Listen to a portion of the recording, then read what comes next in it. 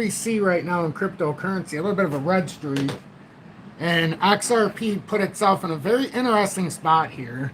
We didn't fall, like, we haven't fallen through the make it or break it level or anything like that. But what we did is that fell into an interesting area now that puts it to a point of, hey, now we need to pay attention here. And if we fall through, you know, let's just say we get through $2.98, which right now we haven't got there, which is good. We've held above. We haven't gotten through there. So we're at least looking good from that perspective. But what we've done is we've fallen through that pivot point at 306. And it's interesting how easily it gave that up. Yesterday we thought this was a more than plausible thing that could happen because of how we didn't have the proper volume. It looked plausible that we could come through that level, and we did. Now we're still okay. Let me preface this by saying XRP's pattern is fine in the micro even. In the macro, there's nothing to even worry about. In the micro, we get a lot of, not just like in our community, but a lot of speculators, ones who are watching, maybe consider buying, maybe the haters of XRP. You know, a lot of things start to happen, and we start to focus a lot on the micro movement without the proper macro understanding. But for the purposes of the micro, we haven't even come through a make it or break it level at all. A pivot point level, yes. And we may have a reversal, very much so. We don't know. We'll see, because there's still some top heavy candle movement at least. But if it comes down, I mean, yes, you open up the door. And this isn't the first layer at 272, so just pay attention for 1 sec. We've got, with the uptrend, well, it's going to continue to go, though, because it's an uptrend in the micro. So 285, 286, somewhere in that area.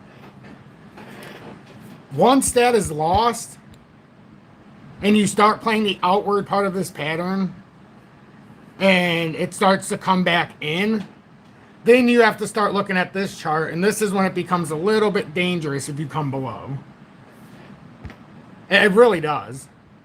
Because you're looking at it from a slightly different scope. But if it were to come through 285 and you had to come down to this level, you're opening up the door for a almost anticlimactic moment here in the micro, because both charts would point to the same area in the short term. And ultimately, you know, it's just a matter of where would it want to hit. You know, where would it want to hit? And this isn't the chart I would look at for that, but I just wanted to overextend this to see if there's some kind of unity, let's just say, with numbers. So let's just say we overextended. Ooh. That is very interesting that it's $1.38. Let's look at the other one. That is interesting that it's $1.38. So $1.07. So think about it this way. If we were to break down, because I like to look at both sides, it makes sense for something like this to happen in one regard. Whoops. And the regard is the fact that we have a cup and handle formed. I need this to be up a little bit higher, I think. Makes it easier to see when I'm, and to reach out, because when I have it lower, it's harder to reach, or I hit the screen too quick because I have a long reach, especially from like where I'm sitting. But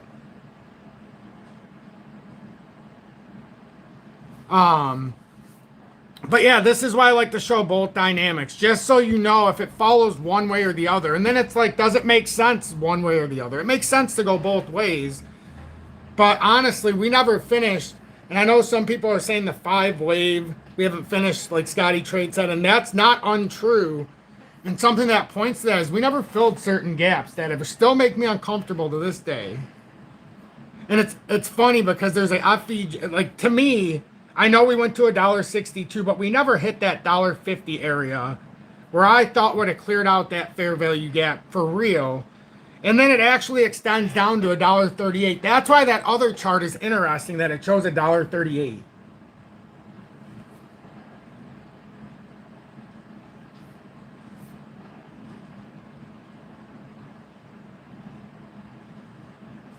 Oh, Jason, that's much like what I think right now with crypto, to be honest with you. And yes, the profits will come eventually, but today, like the algo that I've held for some time and then swung in and out of after mass, you know, it went up a big amount in the bull part of the season. All of that, like trying to reacquire it in the teens, I don't really care where it goes. Like you're saying, it's the inevitable. We know we're getting the breakdown of the US dollar and the dollar standard across the world.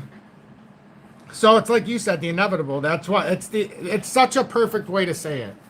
Crypto is just one of 4 parts that I use for the inevitable of what I think is coming.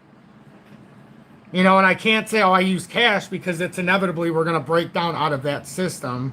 So we need something to maintain value. So the truth is, if you have $5,000 sitting in front of you at home, yes, you need cash on hand, but the pain in the ass part of it is that cash never stays with inflation. So in 5 years, that 5,000 might only be worth. Here, let's do it. Let's just do something real quick.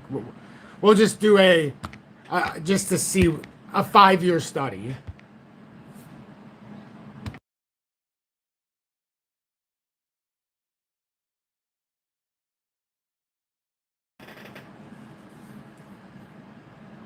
No. Based on inflation data,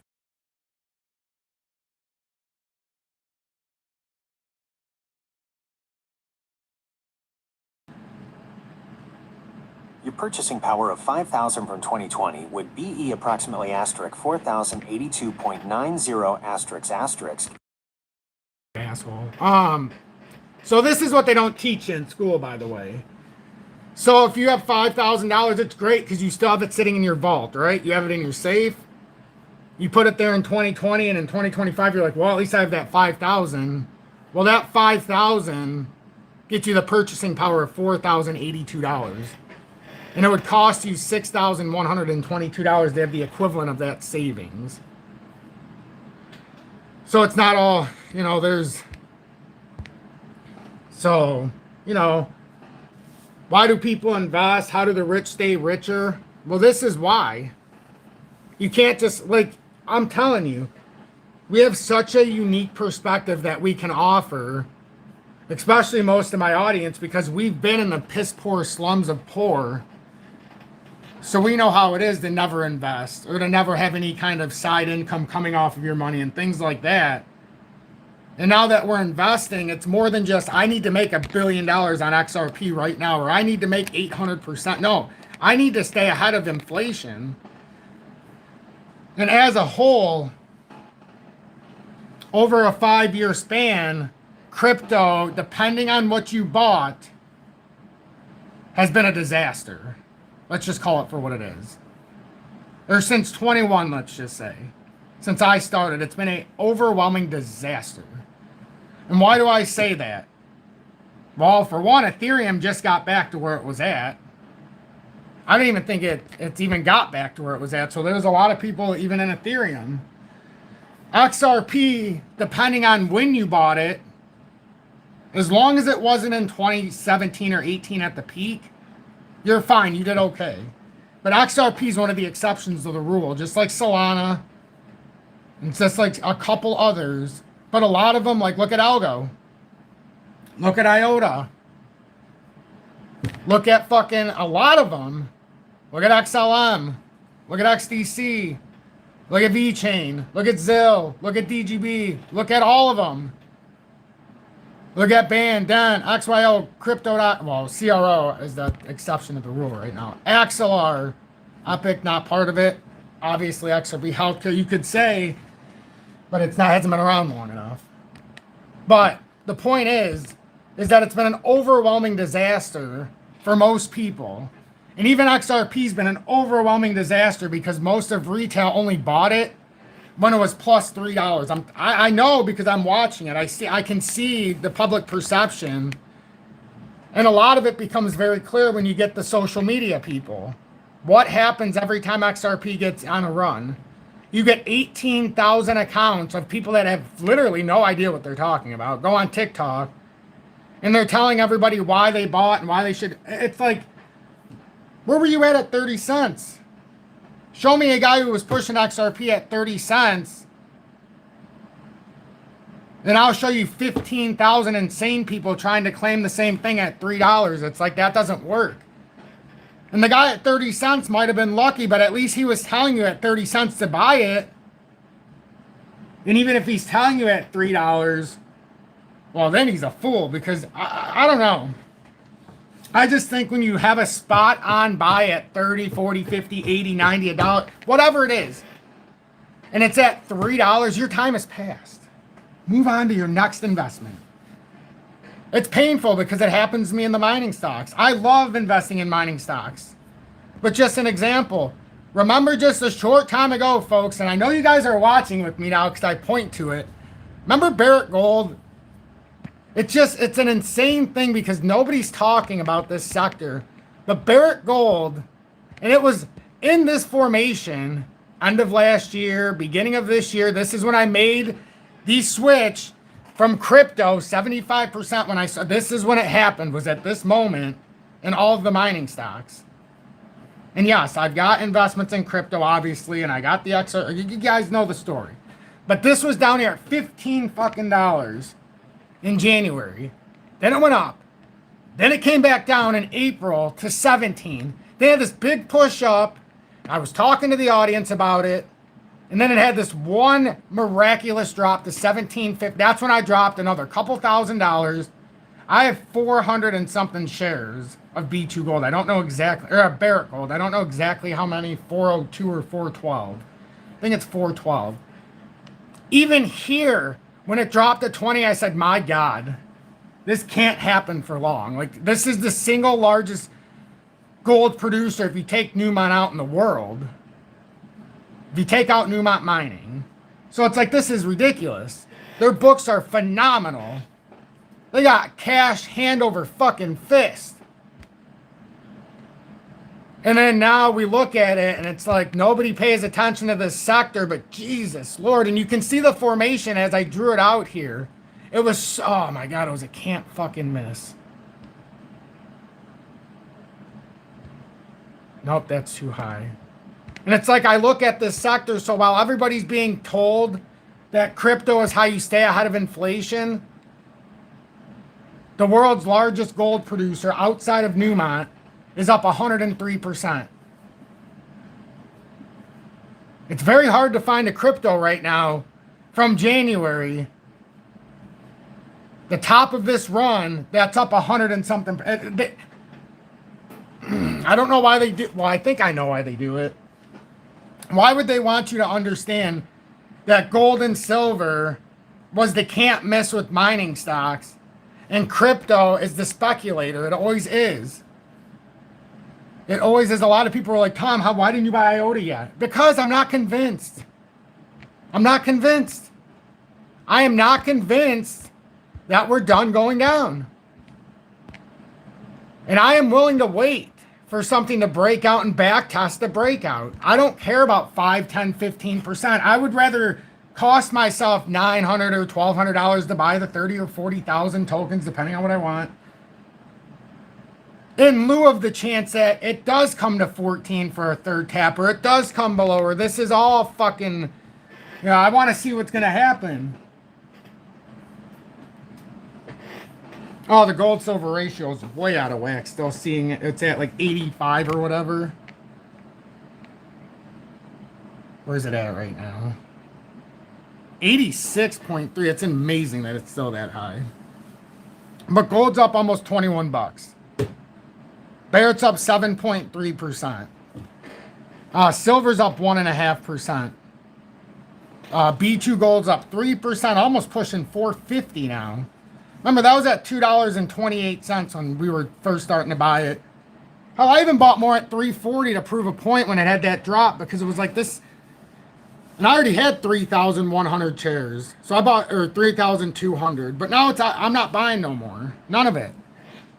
All of these I'm not buying no more. So when people ask me, hey, is it a good buy? It is a good buy, but it's you know, the bottom line is First Majestic is not at $4.55 when they had that acquisition, when everybody for some reason dumped it down from $8.50. It was miraculous.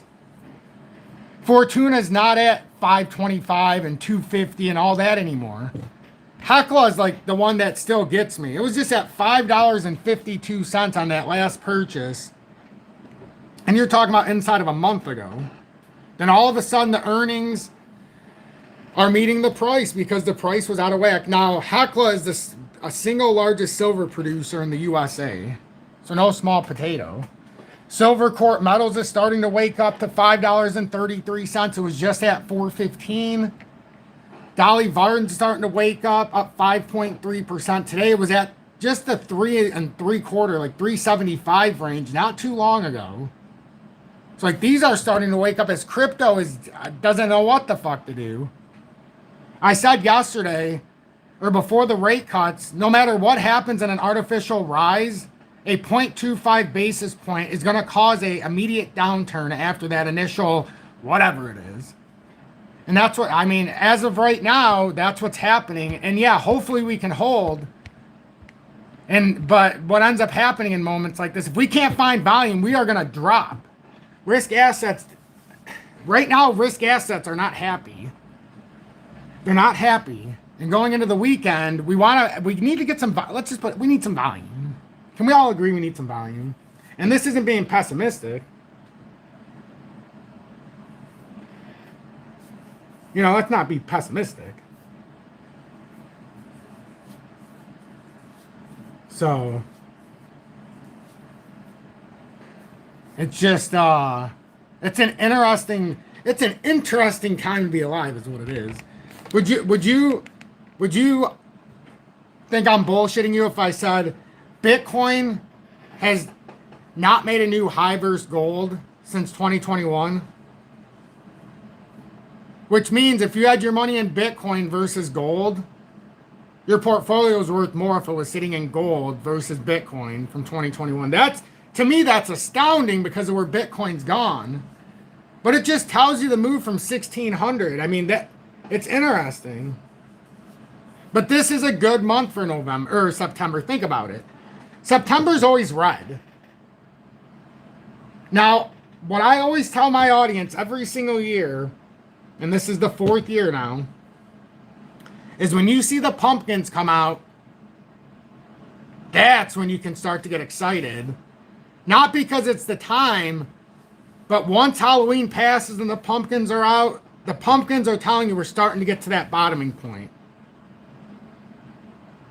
That's why I like to get a drop in September. That's why I always say I'd like to see this drop play through, get the stochastic evened out, you know, get the MACD cleared out so that it can have a parabolic spike. And then when you start to get into after October, by the 2nd week of November is when, for whatever reason, the fireworks start happening. And then for whatever reason, on my birthday, December 17th, we always culminate with some kind of big run, and then it drops. And then we have this artificial rise back up into Christmas, and then everybody's like, here comes the Christmas miracle, and then they snap our necks. They never lose an opportunity to snap our necks when everybody's celebrating. Remember that. 4th of July, the pump that was not. But we got it back a couple days later. Remember that? Everybody's watching the fireworks and because they like to bring in the Johnny-come-lately, so to say.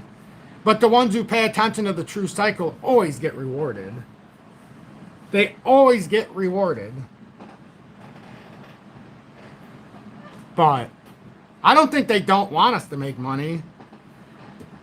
I think they just want us to work for it. I think they give us all the evidence we need. And if you understand certain parts of the chart and you understand certain things, like you can even look at this. Like this chart seemingly means nothing with the way it's set up, right? Because this has nothing. This is just an open XRP chart with other data below. But it's like once you start to look at it and you're like, oh, well, let's look at this from a slightly different perspective. Okay. Well, then it becomes interesting.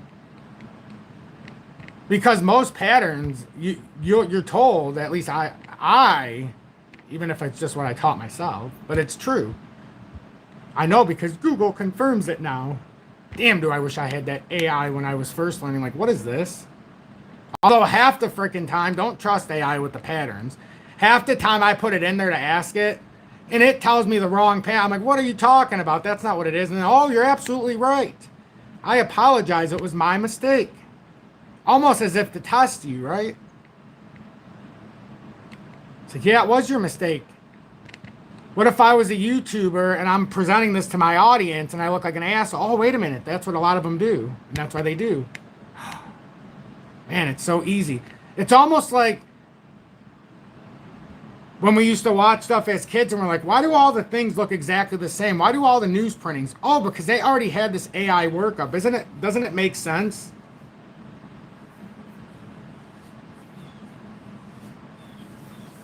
You're right, Scotty Trade. You are 100% on the money. I personally believe we have less than a 5% effect, maybe 1% on the market. Scotty Trade says a mentor once told me retail has little to no effect on price action. We're here to learn the game and ride the cocktails of the whales and institutions. Whoever told you that is a smart person. I think that's spot on. But look at XRP. Look at the evidence in front of us and why it's so important where we're even at right now. And this is just a slightly different perspective, that we have a breakout and a range if we can hold, or if we fall back within at 301. I mean, then you come back down to here, technically. So that's why this is so important. Like, I have so many different charts you can look at. And some of them are made in real time. One of the biggest criticisms I used to get when I started, they're like, your chart's different. Your chart's, of course it's different. Why wouldn't it be different? I leave that's why I have like 5 charts now, so I can leave other things up so you can see how it evolves. But you also have to stay ahead. You have to keep evolving the micro part as it fits the macro picture. So now you're like, well, what does this mean? Well, to me, it means we look for the apex down here and, oh, at the end of, right around Halloween. So, are we early? That could be what it's signifying. Some people would be like, well, why do you use the chart like this? Well, that's because it hits the wick to the tops at the highest points with the evidence there. And yeah, the other part ran in front of it, but that's too bad because when you go back here, you know, I'm matching it. Here, let me get an arrow. I'm matching it from here to here. And then it just happens to run through. And this is going from support wicks, and then it meets here. And this is everything that can happen in between. And as long as it doesn't break down from there, golden. But you see, now when you start breaking down below these areas, it brings a lot of old boy into the picture. XRP's fine in the micro still. It's fine in the micro. We just have to understand the pattern. That's it. And the macro, who couldn't be in love with the macro right now? Man, don't you guys remember this part of the pattern? Where was it at? Which chart was that? Can we ever get out of this rising channel? But then we had to open it up. Remember? Hey, it's in a cup and handle, but it's also in a 7-year descending consolidation that culminated with a giganto cup and handle.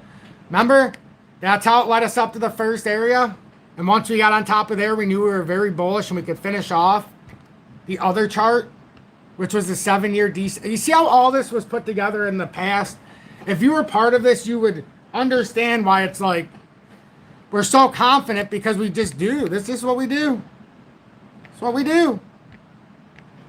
And that doesn't mean it's only XRP. That means because of our understanding with how to chart XRP, when we look at something else long term, if we take the same fundamental approach, like, oh, I don't know, let's take, for example, algo, because it has a very similar setup in the shorter term. It's taken a long time. This goes all the way back to 2019, and now we're into 2025. The apex is sometime in August, roughly, of 2026. We've got the micro pattern setting up to try to get us to an ultimate point of contention to break out, but the micro still has us pushing through mid-October just in this area.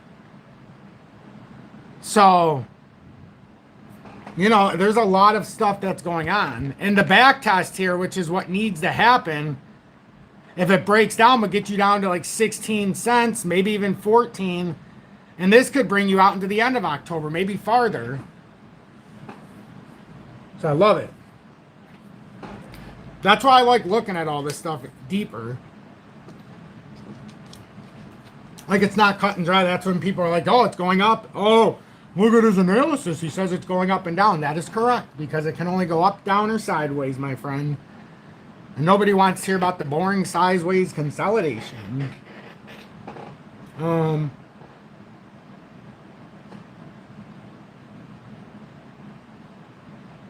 Let's see. Let me say hi to some of you. Good morning. 10:49 a.m. Eastern Standard Time on this Friday, September 19th, 2025. I'm XRP Future Millionaire, and I reside in the great state of Michigan. What a day, what a morning, what a year, what a week. Can you believe it's already Friday?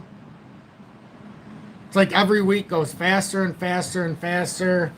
It's like I feel like we were just in the 3-month stretch of Halloween, Thanksgiving, Christmas, and here we are again.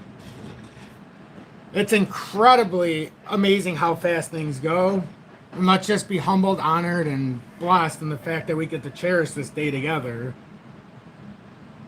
And ask our Lord and Savior, Jesus Christ, Yahweh, Yeshua, God Himself, for guidance for not only myself, this community, but all of you and everybody else who comes into passage with our energy today.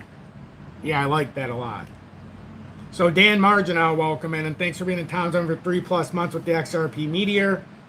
Jay for Mix, welcome in. The Cannabis Podcast, Frankie Fresh, thank you for being in Town Zone for 6+ months with the XP Predictor. I have a saved podcast, Cannabis Podcast, to watch of yours. That is on my to-do list. I noticed you had one. It gave me the notification this morning, ironically, not last night when you did it, but I still got it. So at least YouTube gave me it. So anybody who's following Cannabis Podcast, or anybody who's not, make sure you follow him. He talks a lot about, and there's also, I'm not going to give away the state, but he talks about the possible legalization in a certain state that certain people in this audience would be a part of. So thank you for that, the Cannabis Podcast. I'm a proud subscriber to that channel. Paid subscriber, in fact. I don't even know how many months it's been, but I love it. Let's see. Areli, welcome in. Thank you so much for continuing to tune in. Stuck in a meeting, but listening. What a trooper you are. What a trooper. Mark Korf, good morning. Juan Canoli's, welcome in, and thanks for being in Town Zone 2+, or your second month with the Dusty's Outhouse Crypto News. Timmy Phillips, welcome in. Scotty Trades, good morning. Let's see. Ben Graham, welcome in. Papa Wheelie, thanks for being in Town Zone 6+ months with the XP Predictor. Ben Graham, Jason Tyler, good morning. Florida Attorney, welcome in. Garbanzo, good morning, and thanks for being in Town Zone for your 3+ months with the XRP Meteor. Mr. G Stock, good to see that you're still here after that ridiculous workaround on that battery or whatever all those wires and all that nonsense was. I would have clearly blown myself up. So we continue to pray for your safety while you work on that, because that was no easy task. I mean, I could show the audience, but I'm not going to do it unless you tell me I can show them what you said on Telegram, or what you showed on Telegram that you sent me privately. But obviously, I wouldn't show it unless you give me the blessing. Vado Damas, welcome in, and thank you, because it's an extraordinary masterpiece this fine gentleman has to go through. I kid you not. G Stott, welcome in, along with Mrs. G Stott as well. Mr. and Mrs. Stott, welcome in, and thank you both for being in Town Zone for your second month with the Dusty House Crypto News. Love it. Thank you so much. Such an honor to have you both in here. And Frankie Fresh, tell Janine I'm so blessed to have her here as well and give her my love. I'm so blessed to have families and partners and parents and kids. I know Tanya's daughter likes watching. And there's a few other people whose kids like watching. I had to make it a little bit not so sweary and more inviting, let's just say. Let's see. Biotech, welcome in. AUB, good morning, and thanks for being in Tom's Army for 6+ months with the Extra B Predictor. 1970 Legend, welcome in. Thanks for being a very trusted mod. And Tom's Army for over 1 year as well. And the defending national champion, Buckeyes. I suppose I should let him borrow my championship belt, huh? But at least he kept it in the Big Ten. But a great guy nonetheless. Just can't use the word in the month of, what is it, November? So, what would I be? Taz Arm? No, what would I be? Taz Arai. So, in the month of November for the Buckeye, but in honor of Michigan, we'll call it Taz Arai. Join Taz Arai.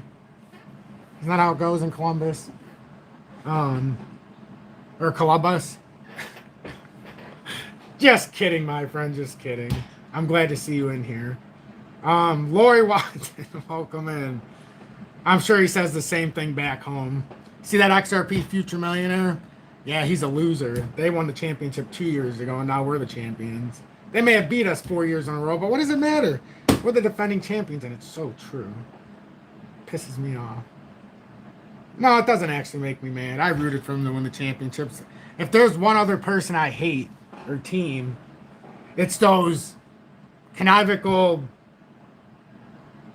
act like we're goody two shoes, better than all Notre Dame. Then they won't even stay in the rivalry. But anyhow, before I lose all of Columbus, I'll move on. Wait a minute, I just lost. Where's Notre Dame? So that's South Bend. Well, not every area will stay tuned. I'm sure I don't have a huge following in East Lansing either. Jesse, welcome in, and thanks for being in Tom's Army for your second month with the Dusty Dados Crypto News. Love it.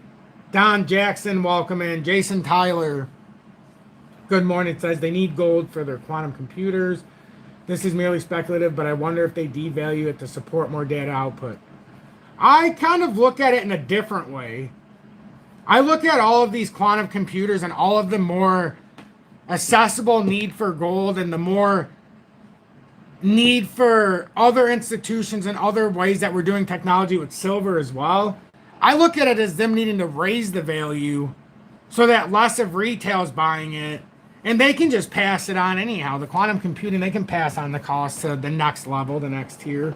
But I mean, I don't know, because it's gone up so much, and it's like every time they even hint at rate cuts, yeah, I always say we get the initial downturn, and then it's just like, and mining stocks they turn down for a day or two just to sucker out people, and then they just go back up well before. I can't even believe we're talking about B2 Gold at $32 right now. The last time B2 Gold was $32 was like in 2020. It's been a long time. Or 21 or whatever it was. It's been a long time. But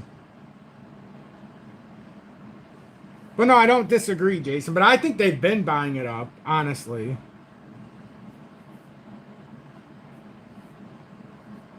Don Jackson, 86-1, guaranteed a double minimum in relation when it's the utility metal for military, solar, and electric vehicles. Oh, that's actually very insightful, Don. I love it. Mark says bought it at 20 when you meant. Oh, you're doing great. You're doing great. That's for Barrett, I'm imagining. And now it's at 32. Wow.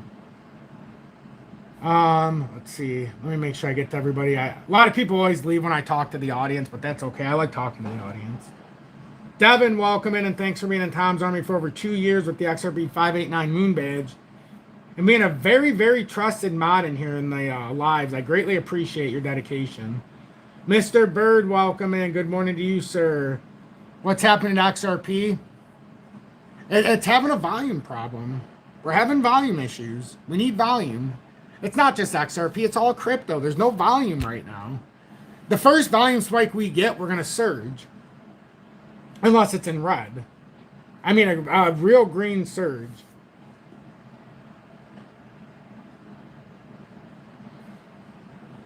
They do need us to have some money to spend at their shops. That's true. That's true. I like some of you said true that with Christmas when we were talking about that. I know, it always seems like they drop it on us on Christmas. Let's see. I'm starting to catch up. Look at me. Mosey here. Welcome in and thanks for being in town zone for over 1 year at the I Told You So badge. McMichael, I'm glad to see you made it. He says I made it. To the live, I mean. Thanks for being in town zone for 6+ months with the XP Predictor. I'm glad that you made it. Catholic Faith Channel, welcome in. Thank you for tuning in. I love seeing some of my spiritual friends who are here. Heard 4 big banks have a cybersecurity breach on customers, down to dollars spent. Result, only embarrassment, but big enough to turn heads outweigh. Could be collapsing market. I mean, at some point, the market... there's gonna... And this is the thing, like, when the market collapses, there's no safe haven. Not even a mining stock. That's why once we get to a certain point, and it's not yet, but when we get there, you know... Because the bottom line is most of the miners, even B2 Gold, or should I say Barrett at 32, it's not even priced at gold at, what, 2,500 right now, let alone 3,600 plus. So, but there's a lot of stuff going on.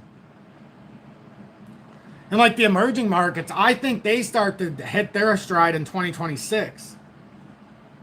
As the US dollar continues to be devalued. Yeah, time is flying, Canada's podcast. It's a crazy thing. Sola Jeffy, welcome in and thanks for being in Tom's Army for your first month with the emoji badge of me being abducted by aliens.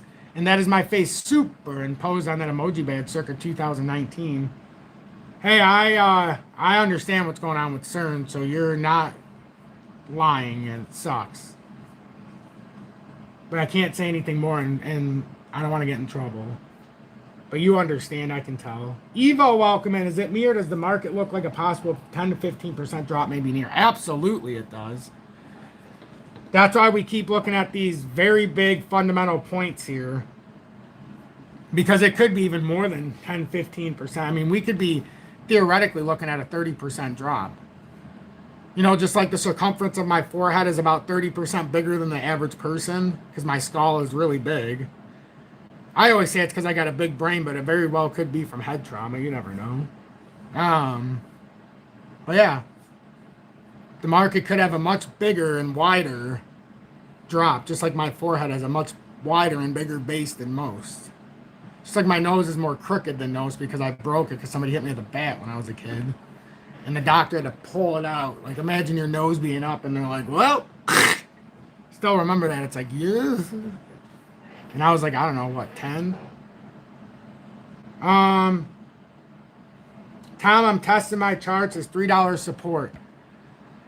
Depends what chart you're looking at, but in the immediate setup, that's a fair spot. It's fair. 298 if you want to look at it, but with this setup right here, this would suggest on this chart we've fallen through the first layer of support at 302. The next layer in the micro would be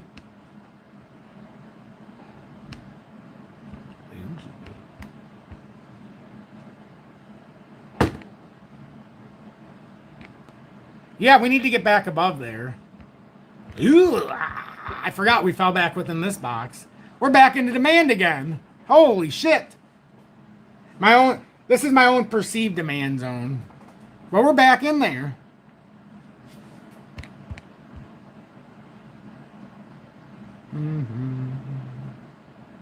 Well, that's interesting. Yeah, we need to get back above there. Technically, 298 is that. Yeah, $3 is fine, but 298 is like, I always say 298 to $3 because I always give it grace because there is a resistance that was there that was not allowing us to get over $3 at some, you know, at some parts of the pattern. Well, my target for the biggest part of this bull run was heading after October, in mid-November, but also culminating, I thought, in Q1 of 2026 into 2. So 26, I thought, was where we were going to see the biggest movement for altcoins. But I wouldn't be surprised if it started. I hope I'm wrong and it starts sooner and we don't. But mid-November would be where prototypically we would have this next point. But like a lot of people are saying, we have, like, yes, XRP's been in this great bull market and people are waiting for the continuation. But come on, not everything is in that point like XRP and Bitcoin. Like for every XRP and Bitcoin huge move up, there's a gazillion like IOTA and Algo and Zill and VeChain and everything else I can point out for the most part that is well below 2021. It's sick. It's sick. It's honestly sick. You're talking about, we're debating on to buy things and it's 90% cheaper than 2021. In some cases, 95 to 98. Don't you understand how devalued crypto's become in the last so many years? And what was the can't miss one that I kept pushing for 4 years? XRP, XRP, XRP, XRP, XRP. I don't care if I look like an idiot. XRP, XRP from 23 on. XRP. Because to me, it looked like it could front run everything out. It really did because the breakout point was sooner. I mean, I show you Algo. That's out in 26. Which meant that it had to do some consolidation. And as where XRP was already falling through the hoop, everything else kind of went up to 22 and then fell down below, which means it's 6 months to a year behind XRP for the move, which puts it out to November, maybe even a little bit farther. But I have no doubt about if you find the right ones. Now, if you bought some stupid shit, you're screwed because you bought a meme token. You know, my biggest example I can always show is so many people got rid of. I wish people in my audience would acknowledge they did this because they were a dime a dozen. It was actually becoming pretty freaking ridiculous how many people were saying they sold XRP for this GOAT token. And they were riding it forever. Forever. And they sold XRP because it was the token that never moved, remember? Remember the token that never moved back here? Everybody's getting on board. And yeah, in the moment, because nobody got it at 4 cents. This was the influencers for the most part. We've seen the influencers. Some people did, but it had a big dump. Everybody was buying it at 64. Remember the big dump that it had right before? Then it started coming back up. And I remember right around here, October into November, people were like, we got to buy the GOAT token. We got to buy the GOAT token. I kept telling everybody, hey, I was hit up by these same people, and they were going to give me X amount. And my sell price, I think they said, what was it, $1.25 or $1.32? I don't remember what it was. But I shared it with everybody. I showed the writing and everything in here. I don't know which update it was. But I showed the email, everything that was in there. And I said, please. I mean, don't sell and do that. If you're going to buy it, you're going to buy it. But think about it. They're selling it out at 40, 50, 60. I don't know very many people who got it at, what was this at right here? 45. I know a lot of people that got it around 45, 50. Maybe around 50. Because XRP was at like, remember, XRP had dropped through and it came back down into the 40s again. So everybody's pissed. So then they're switching into the GOAT token. So now all of a sudden the November breakout comes and now everybody thinks they're fucking geniuses. It's up to $1.38. They're going balls wild. They're saying, oh my God, XRP still it had started to break out, but it was not at $3 at that point. And they all sold out. And it's like, yeah, and I kept telling people, yes, you got a nice move, but you need to get out of there and get it back into XRP before it's too late. Like, that was the, like, okay, take your fucking money and go back. But everybody really thought that this was like this, I'm going up to 100 or 1,000 or 50. They really thought it was going to go balls crazy. Hey, this is the meme token of XRP, or this is the next thing. But XRP hadn't moved yet. Now the speculation is, if we can find a firm bottoming, because everybody said, would you ever buy it? And I said, yes, I would. But only when it shows me the big dump. And now look, this has come all, and this is a perfect example of buying the hype, getting rid of a sure thing like XRP, which is still at $3 today. Think about it. This only went up to $1.31. You weren't getting it any fucking cheaper. XRP was actually cheaper at 38 cents than this at 43. Right around the same time. So it's not like you were getting it cheaper. But people sold their soul for something easy because every influencer told them that's the influencer selling their soul. Now this, and I know people in my audience still has GOAT token instead of XRP at 8 fucking cents, and now XRP's at $3. I almost want to buy it now. Once it shows me, I've been waiting a long time for this to clear in one regard. Because I can't just buy it on the very bottom. I have to see some kind of confluent bottom forming.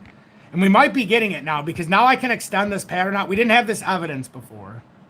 We're starting to get it now, which is why I love when a pattern starts to build.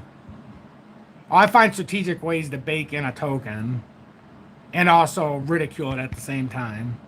But also show like the opportunity when the proper time is. Because I used to say there is a time for opportunity. It's going to come. It's just not where they're telling you. You're going to get your ass kicked. And there's always the initial push up. Like everybody gets pissed about the Trump token, but was there not a huge pump in the beginning? I very well could have bought it at $6. I seen somebody posted a video and I had seen stuff about it and it was at $6 fucking dollars, like 2 in the morning. I don't know what I was doing. And I seen it and I'm like, you know, I could buy the Trump token, but then I'm going to get on this meme push. And then when do I sell it? What am I taking out to buy? And it was this whole big thing. I said, it's just not worth it. It's going to put me on this endless rush for gambling. And then it went up like 7 or 8x, which was fine because some of my other tokens, like there were some tokens that, you know, it was hard to take profit, but we were able to take some profit to at least get our money and then reinvest it back into XRB healthcare. But that son of a bitch went up like 27x. Some people, it changed lives, man.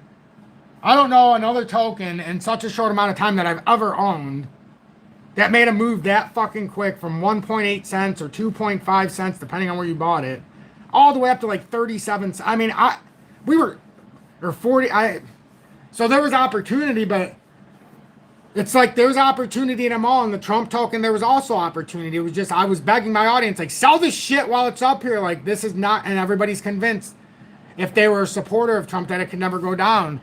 And that's not even on Trump. Everybody thinks he's the one who done it. It's not just him. Think about all the institutions that had to push the price. Think about all the people that were publicizing it, for fuck's sake. Don't you think they had to have some pull and they were going to have to sell at some point because that's how they make their living, by scamming the rest of the slews? But then eventually it hits its point of contention. It's no different than the stock market. Look at the IPO like Rivian. It was for their EV. Rivian had an IPO. Like with GM and shit, and it started off and it went all the way up to like $135. Now it's sitting at 13. Well, that's not because Trump put it out there. That's just because this is what always happens. Essentially, when a token comes out, it's like it's IPO time. Some idiots are able to get it before it ever comes to market, ever come to pass. And then when it comes to pass, that's like the IPO stage. That's like the initial public offering without it being an offering. And then everybody who was in before, they wait for a certain threshold, and then they sell it, and then it comes down to a median price where all the public should be buying it, but unfortunately all the public was buying it, you know, when it was doing all this bullshit, thinking they were making all this money for once. Look at this split moment, guys. Your opportunity to make money was between November 2nd to November 18th, right when the real bull market started for XRP. And then you watched forever. It's still going on. As XRP's over $3 and had its biggest rally that it's seen since 2018 price-wise. And you're sitting here with this pile of shit that's down 99%. Oh, is it 99? Let's not be harsh because it did have a little bounce.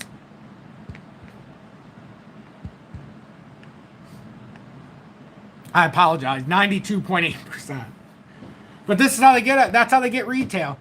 Oh, my precious, come get this elusive gem. Don't worry about XRP, even though we've been talking about it for 4 fucking years. Right when it's about to break out, let's talk about this pile of crap. Right? That's what they all did, remember. Remember. It happened. We talked about it. Those are the people you stop watching. The ones who stay true, you watch.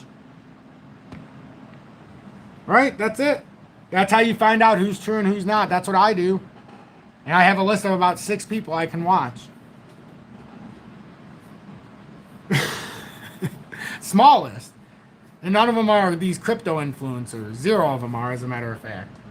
Oh no, I take that back. 1 is a crypto influencer. And I'm not afraid to say it. Crypto Mentor 99, CM99 if you're watching. And I love the fact he's pushing XDC right now. He is the exception to the rule, though. That is a G. He's a G. He's a regular person like you and I. And it's a shame that he only has 15,500 subscribers. I remember he had 15,000 when he pushed my channel. And I only had 8,000. He came on and he did a couple of things. And he's like, I can't believe this XRP Future Millionaire only has 8,000 subscribers. That's criminal. He's like, I don't know how it's even possible. And he shared my track record in 22 or 23 because he was watching my predictions apparently without me even knowing. And he promoted my channel, and I got like in a series of 3 days, 750 people subscribed to my channel. You're talking about 10% the size of my audience subscribed in a 3-day period. I'm like, what the hell is going on? This is unbelievable. And then by the culmination, probably 1,500 of his subscribers subscribed to my channel. A few of them are still very, very loyal to my audience today. One in particular, Craig, I don't know if you're watching right now, Craig. We still talk by Telegram to this day, and he sent me some very, very cool stuff along the way. Like, unbelievable stuff that I won't talk about, but it was just really cool stuff. So I've had people send me some spectacular stuff along the way. Not in quite some time, but in the earlier days. And it's not because anything changed. It's not that people are less, hey, I want to do stuff. It's because the people who wanted to do it have done it. And they've made that special gesture. And now they cannot make a gesture again the same way. So he is unbelievable. That's the one exception to my rule. Crypto Mentor 99. I love that guy. He is CM99. If you're out there, Godspeed, my friend. He's doing a journey, and this is the other thing. It's almost bull market for the altcoins when he starts to not only plan his crypto road trip. He only does it during the alt seasons, and I think this is his 3rd time doing it. And he goes back to 2018, roughly 17, 18. He's been doing this, so he's a real OG. So go follow CM99 for God's sake. Pay him a servitude like he did me all those years ago. And now it seems criminal that I have so many more subscribers than him. It is criminal, so we're going to make a push for him. So, I can't put CM99. But make sure you follow Crypto Mentor 99. Crypto Mentor 99. And tell him he does the famous how you doing, how you doing, how you doing. But make sure you let him know that XRP Future Millionaire stands behind him still. But this guy, 15,700, I got it to the spot, man. He's done 7,400 videos going all the way back to... It's 8 years. That guy really cares. Like, he truly cares about everybody. He doesn't care about all the bullshit. He cares. And he's been doing this a very, very long time, all the way up to now. All the way up to now. Oh, let's see what he said. Give you a little hint of what he shows. Like, he shares the XDC, another exchange listing. So definitely watch his video. Definitely watch it. So he shares about the market. Hey everybody, Crypto Mentor 99. How you doing? It is the evening of September the 17th, 2025.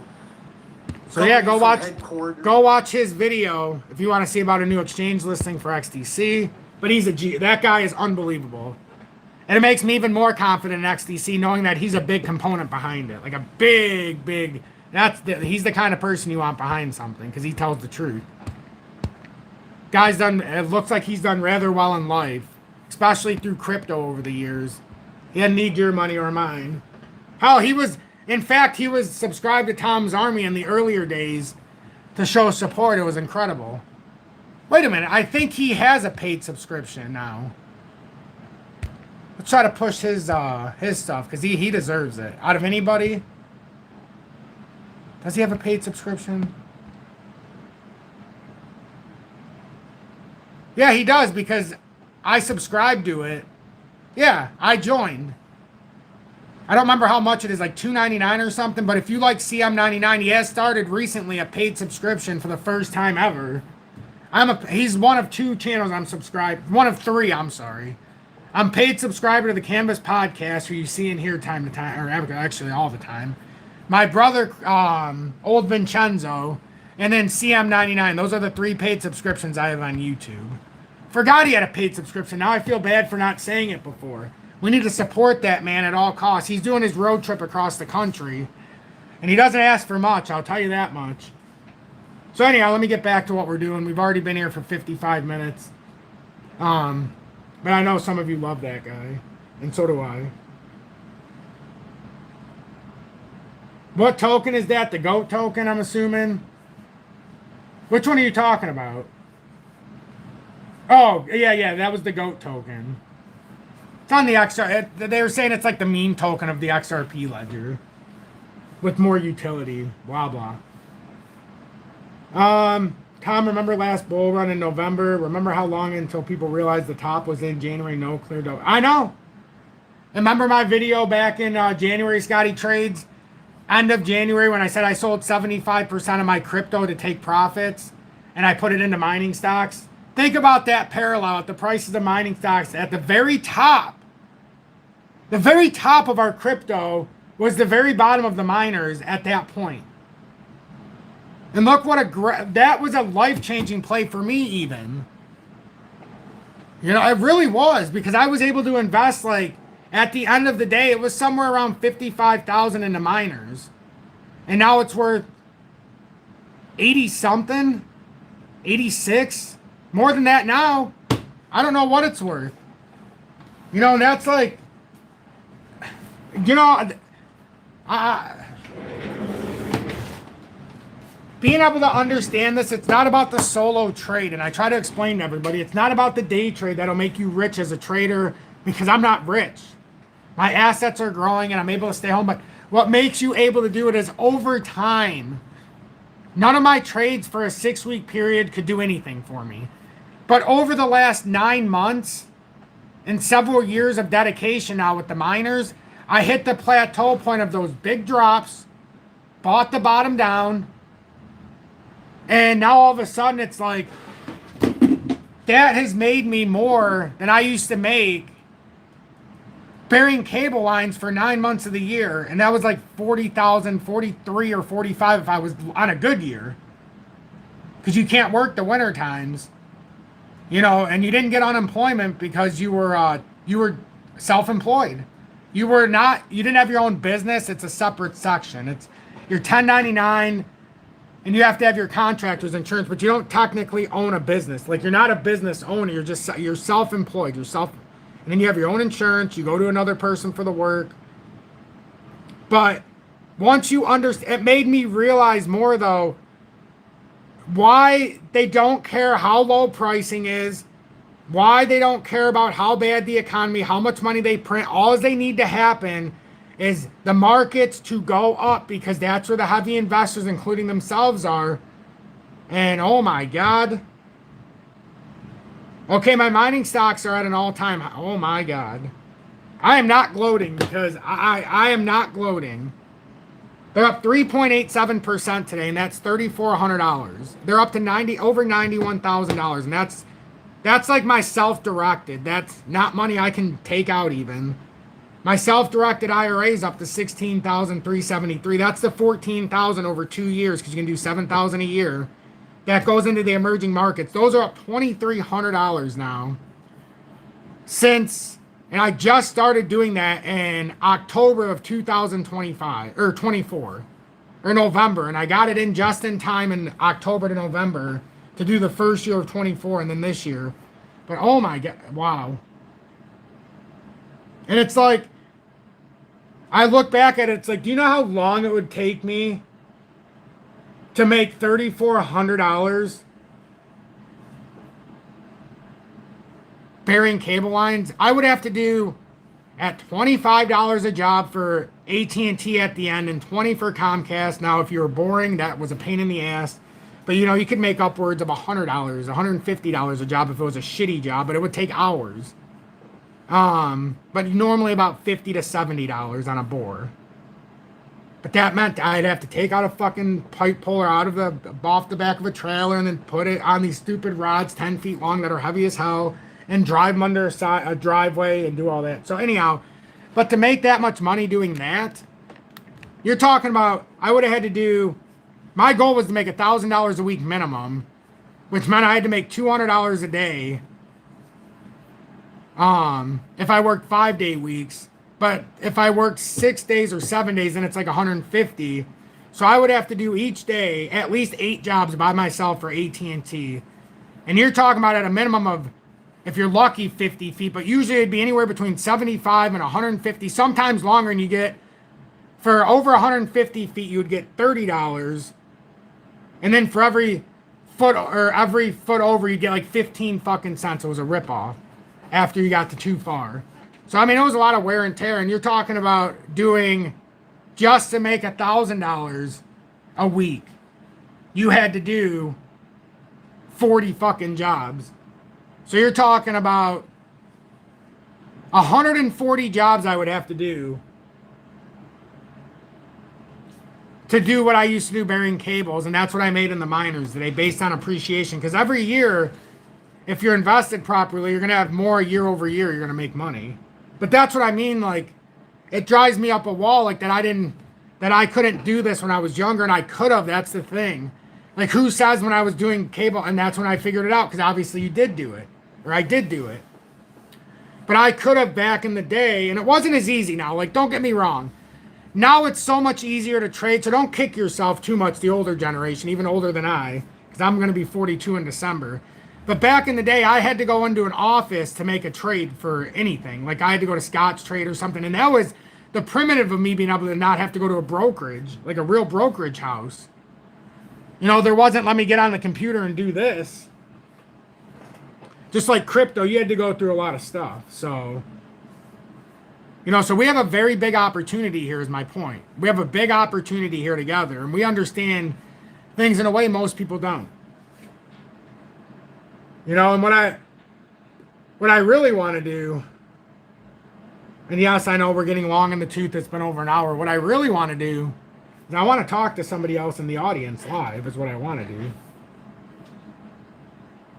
Yes, I've had people ask me for my autograph, honestly. Yes. But not all of it's been for this. I was a really good bowler when I was younger, before I broke my back, and I had an invite into Ohio for the Pro-Am, and it was completely paid for by Columbia 300. I was sponsored by Columbia 300 and Ebonite. And when I was 17, I lied about my age, and my Uncle Roger was the one who was in charge of the Mid-State Masters. He's actually in the Michigan Bowling Hall of Fame. And if anybody ever looks it up, Roger said, rest in peace. But I remember when I went in there, you had to be 18, and I said I was born in 1982 to make it look like I was 18. And I went in there with this piece of crap gyro ball. It didn't even have thumb holes with the actual grips. I taught myself to bowl. Nobody knew I could bowl that good, and I was always like, I'm a good bowler.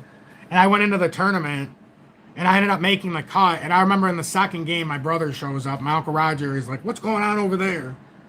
And my brother's telling him, like, hey, he's got like, they said some guy's got 8 in a row or 7 in a row. And he's like, who? He's like, that's Tommy over there. And he's like, bullshit. And he ran over there, and I made the cut, and I got a bye. And I made it to the last 4 bowlers in my first tournament. I'll never forget it. I was bowling a guy who was bowling for like 35 years in those tournaments. He'd never won a title. Final 4. I'll never forget the 4-pin I missed in the 4th frame, because that's actually part of why I lost. And then I struck out the rest of the way. I bowled like 228 or 232. Decent game, but it could have been like 240, 245 if I would have hit that. But who knows? Maybe I wouldn't have struck out if I would have missed that. You know, who knows? This guy goes up in the 10th frame needing 2 strikes to have a chance to win. And his first ball, he throws a perfect head pin. Like, I mean a 7-10, and they were both standing, and both pins knocked it out, and they both got knocked over. And he walks up to me, and he goes, I've been doing this for 35 years. Sometimes it's just your time. And he had this certain calm about him. Like, he knew that the gods were with him after that strike and he was going to win the tournament. Sure as shit, he threw a brilliant shot on the next one. And then he got another strike and I got eliminated. And he walked up to me, shook my hand. And I won like $1,800. So it's not like I was mad. I won a significant prize pool.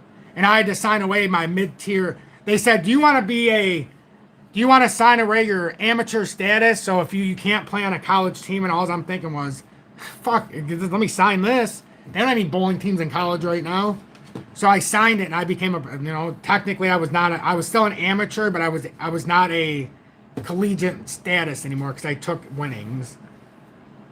But that guy ended up winning the tournament. I had a big old thing that was printed up about me and all this stuff, but my dad fucked me. Not literally. Don't go down that gross road, guys. But in the figurative way, that he wouldn't let me bowl in the Mid-State Masters when my school was going on. And I was the #1 in the rookies list. You know, and I'm on the point standing. I was in the rookie of the, it was great. And then I went up to some Grand Rapids Open after I broke my back. You know, this is 8 months, I don't know. And I just had some phenomenal stuff happen. Although it goes down a dark path because I don't want to go down there. Because my rings and stuff got sold. I bowled a couple 300s at different times, an 800 series, but my sister sold the rings. You know, we go through different paths of life. And now she's clean. She was a heroin addict back then, but, you know, things happen. You know, but that's why you have to move on and you have to kind of, but you're allowed to bare your soul sometimes. This is how we get to know each other.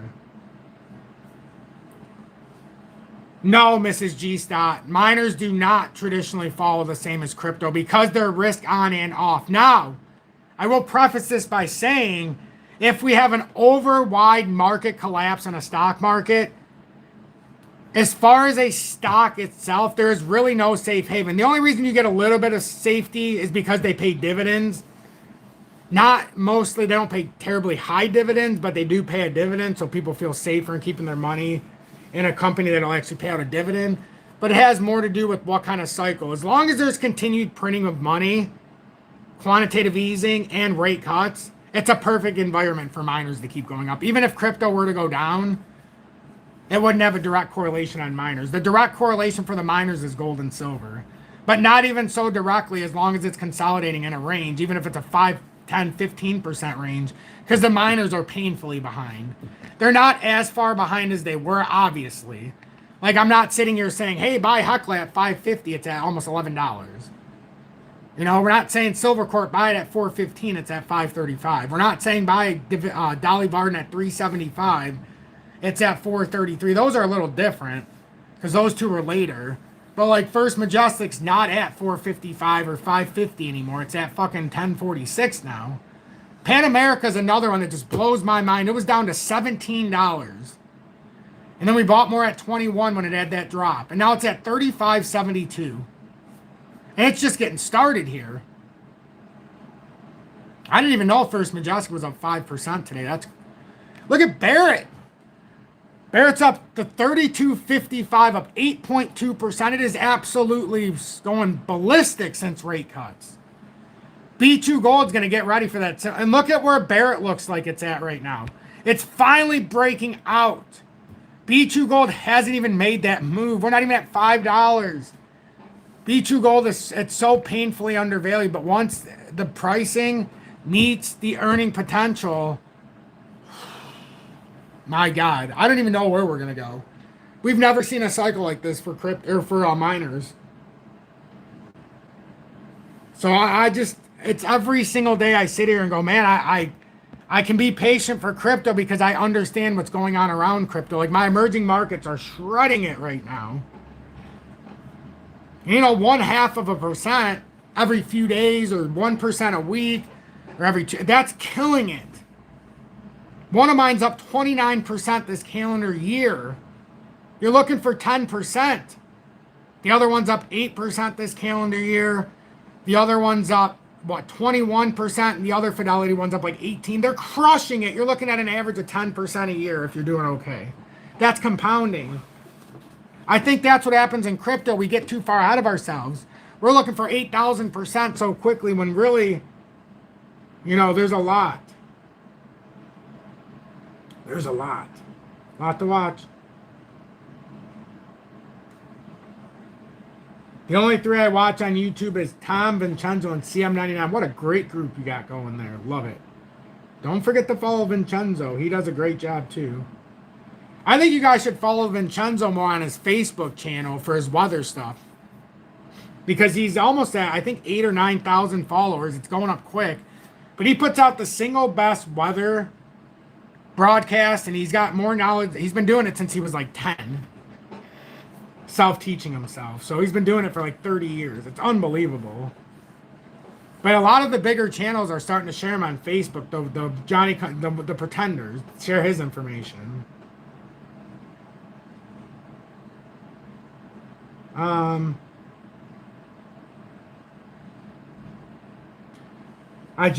stopped buying coffee and put $5 a day in XRP for years, working multiple jobs to get as much capital prepared for now. Yeah, got to do what you got to. Exactly. You did exactly what you were supposed to do. 100%.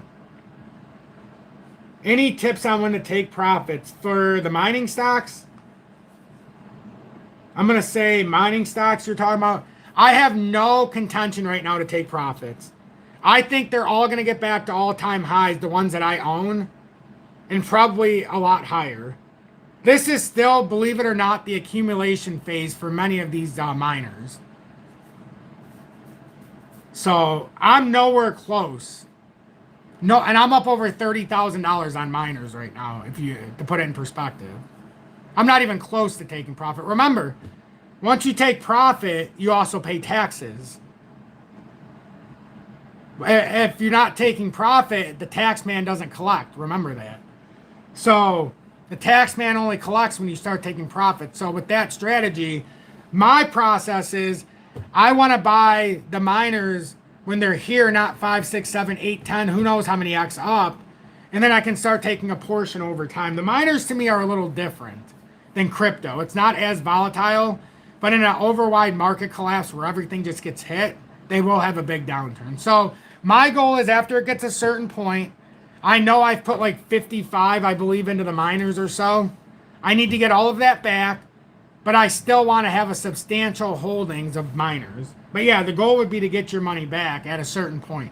It's not going to be at 1x for me, though. I see way bigger potential. Like if I didn't have miners, I would still be buying B2 Gold. If I didn't have 3,500 and something shares, I would still be buying B2 Gold. If I didn't have a crazy amount of all these other things, I'd probably buy more Dolly Varden and Silver Corp. But I've simply got way too much now for my own portfolio. But it's way too much for some, just the right amount for me.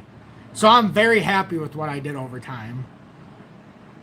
You know, it's been nothing short of spectacular. Like I have 300 and something shares of Pan America. I have 400 plus shares of B2 Gold, or Barrett. I have over 3,500 of B2 Gold. Over 1,200 or 1,300 of First Majestic. Over 1,500 of Fortuna. I think over 1,200 or it's like 1,200 plus of Hecla. Silver Corp just 1,003 and Dolly Varden 1,000. So I did my due diligence with these, and Dolly Varden and Silver Corp metals were only buys once I got through the rust, and I felt blessed that I was able to get through when I did. And now seeing Dolly Varden up 5.6% is awesome today. Seeing Silver Corp up 3% is incredible today, and it's just getting started. So yes, they're way more expensive, but they're not. I don't even think they're close to where they're gonna go. I really don't. Like, look at these charts. They haven't even come, like, B2 Gold even come up to $5 yet. That's this first target. And then there's so many more. Because we're just building a massive cup from up here. Like, eventually we're getting back up to 7. Oh, it's great. We waited for how many years in this descending wedge? You know, you're going back to 21. And it took until 25, 4.5 years to break out. It's a perfect, I mean, man, oh man. It's so exciting. I'll redraw this out for B2 Gold eventually, but it's exciting to watch. All of that. Could you explain to some people Hey, why is this frozen? Hey, they froze my YouTube thing on here. I told you they do this all the time when I'm trying to watch my own stuff. There we go. Yes, I still thank you for saying that. I don't know why it's not on here. That's one that should be on here. I think I deleted it when I needed more space, but I still followed on LAES. I followed on my phone still.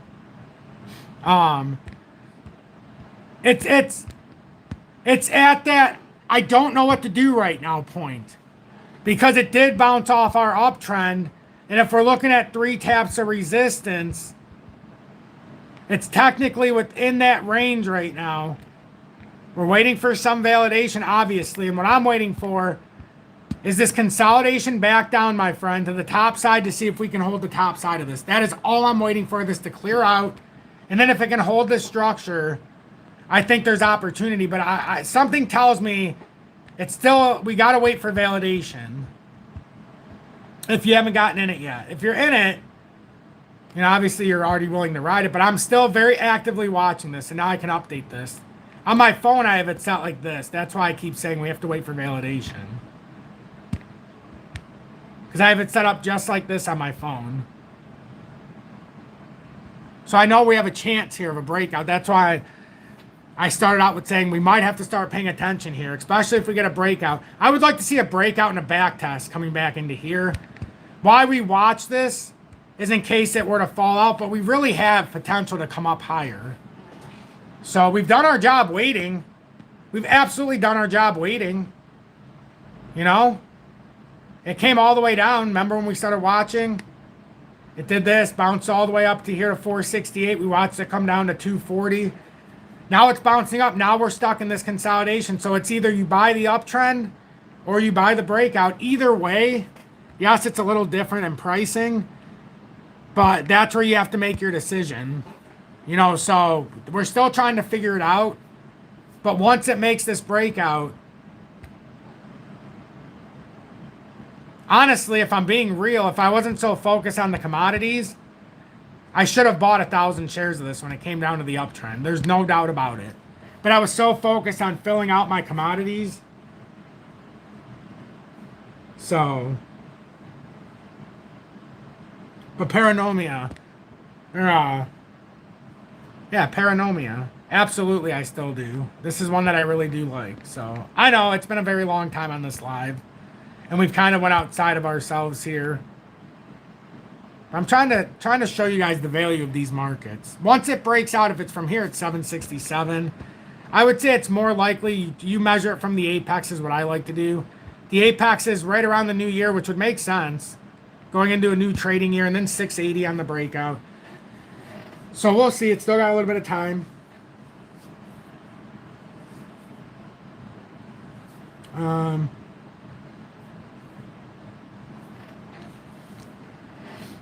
Miss G Stott, you took 25% out of your retirement and put it in crypto. I just say be careful with that. I just say be careful with taking retirement and putting it into your, or a significant amount at least. But if you're comfortable, if you got a nice retirement, you know, obviously, you're going to try to see if it matures. But I would be careful putting large portions of retirement. Because remember, with mutual funds, if done properly, and I know slow and steady wins the race, right? But 10% over the year with compounding interest, every 7 years or so, you're going to double. Remember that. So if you start with 100,000 every 7 years or so with a properly performing mutual fund and a retirement account, you're going to double about every 7 years.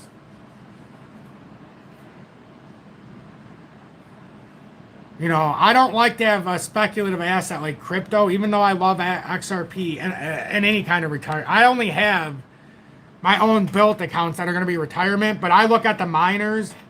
If you want to have speculative, I'd much rather have a miner in my retirement account than a... But by virtue, in a retirement account, it's very risky to have a solo entity in a retirement account, especially with how volatile they are. Most retirement accounts, you're buying indexes, a lot of people are. They're not buying an individual. Like when I buy Vanguard, for example, you know, that's an entity. You know, I'm buying an investment that's made.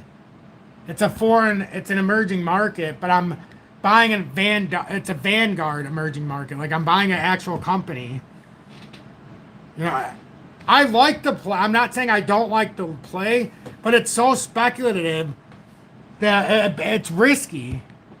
It's risky. Now, I don't know what you're putting in there. Hopefully, you're finding utility tokens that, you know, can survive. But it's like I said in 21 when Algo and all these other ones were plus $2. What if these are just way overvalued and maybe we do dump down 90 or 95% based on what the charts are saying? And yeah, it comes back up, but the big rally we talk about in these tokens is just coming back up to here, never exceeding these potential. So the real money's made because we weren't at the top, but we bought all the liquidity below, and inevitably there was going to be one last push up to where the top holders were, and then a monumental breakout, and then it just repeats its cycle. Because I could argue that you have one big left shoulder for XRP in the all-time chart, waiting for one big head to form around $6.40, and one big right shoulder to reform around the $3 mark, and send us right back down to $1.70. I like that it's only 1 quarter though, because that's 1 quarter.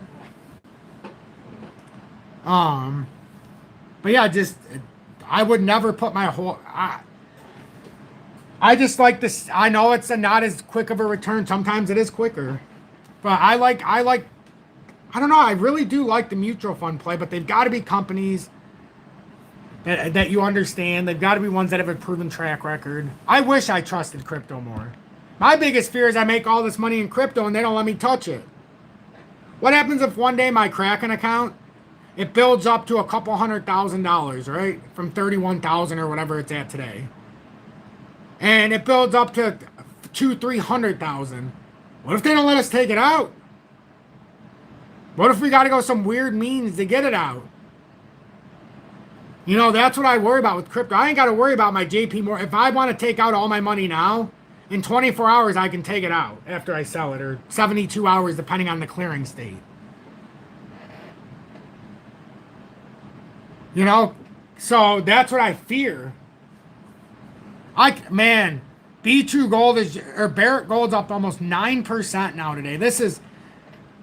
It makes me feel good seeing this stuff, because there's a lot of people that give a bad name to mining stocks, but they really do have a profound impact. Yeah, Cannabis Podcast. Thank Polygon for that, and it's another reason why I decided not to keep supporting them, even though I had them from 19 cents and it was up towards 26.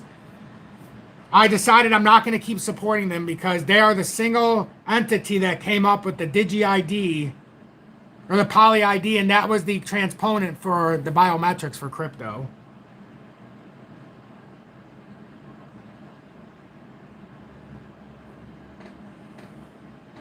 At least you weren't penalized because you're a surviving spouse. Well, if the trust is done properly, you won't be. But I definitely hear that loud and clear. I definitely hear that. For that, Miss G Stat, I like to personally invest in gold and silver bullion in case something happens to me. I built a stockpile where only Julie knows where it's at, in several locations, but she can get it at any time. And that's her safety net if anything happens. Even above and beyond the fact that she's my beneficiary on all my accounts, all my stock accounts, all of my trading accounts. Aside from crypto is the only one I can't technically link her to. So that's a scary proposition. But yeah, no, that's definitely noted, Mrs. Stott, because that's a big problem that we have with retirement accounts in general. Is the surviving spouse often gets penalized. It's not cool. Don't you, Cannabis Podcast? It's so true.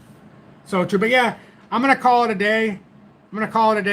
I know I've talked your heads off for a long time, hour and 25 minutes. Maybe another day we'll get a call. You know, we'll figure out a call. Yeah, so I use Incredible Vault.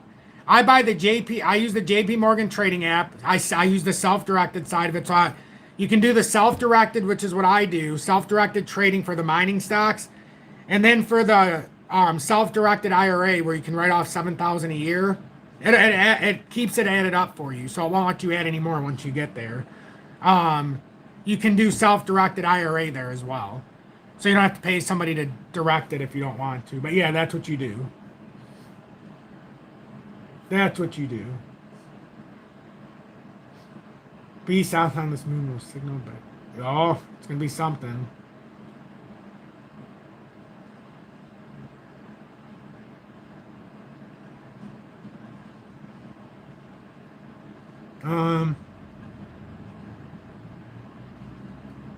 No, a lot of them, a lot of companies aren't crypto friendly. Yeah, it's because they're too volatile. In time, they're gonna end up rotating a lot of people's into crypto. I can already see I can see the writing on the wall. They're gonna start doing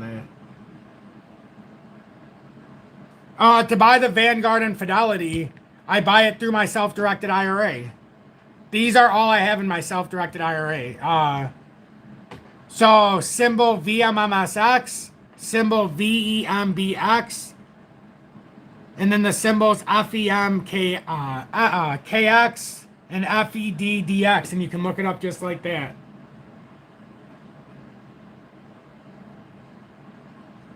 Yep, I use the JP Morgan trading app. Yes, it is Frankie Fresh. You can also use Charles Schwab and other ones, but I like JP Morgan trading app because JP Morgan is not going anywhere, neither is Charles Schwab. But I have my, when I used to have my house payment before I paid it off was through there, and I just have a lot of stuff in the same place.